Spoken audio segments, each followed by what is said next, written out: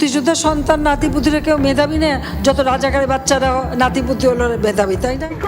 গণ অভ্যুত্থানে ক্ষমতাচ্যুত হয়ে ভারতে আশ্রয় নেয়া সাবেক প্রধানমন্ত্রী ও আওয়ামী লীগ সভাপতি শেখ হাসিনার সঙ্গে সাক্ষাৎ করেছেন যুক্তরাজ্য আওয়ামী লীগের একটি প্রতিনিধি দল। লন্ডন থেকে যাওয়া 5 সদস্যের এই দলটি গত 21 জানুয়ারি ভারতের রাজধানী দিল্লিতে তার সঙ্গে সাক্ষাৎ করে। এ নিয়ে দেশের একটি জাতীয় দৈনিক পত্রিকায় প্রকাশিত এক প্রতিবেদনে উঠে আসে সব চাঞ্চল্যকর তথ্য।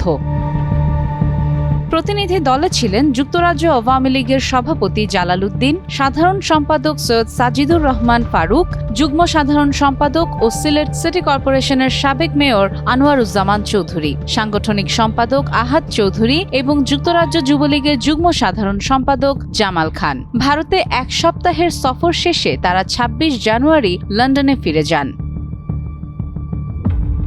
নাম প্রকাশ না করার শর্তে প্রতিনিধি দলের একাধিক সদস্য গণমাধ্যমকে দেয়া সাক্ষাৎকারের বিষয়টি নিশ্চিত করলেও স্বাধীন কোনো দ্বিতীয় সূত্রে বিষয়টি যাচাই করা যায়নি। সাক্ষাৎকারী এক নেতা জানান, কঠোর নিরাপত্তা ব্যবস্থার মধ্য দিয়ে বৈঠকটি অনুষ্ঠিত হয়। মোবাইল ফোন সহ কোনো ব্যক্তিগত সামগ্রী বহনের অনুমতি ছিল না। নিরাপত্তা যাচাই শেষে প্রতিনিধি দলকে নিরাপত্তা বাহিনীর গাড়িতে করে শেখ হাসিনার বাসভবনে নেওয়া হয়, যেখানে তারা প্রায় 5 ঘণ্টা অবস্থান করেন।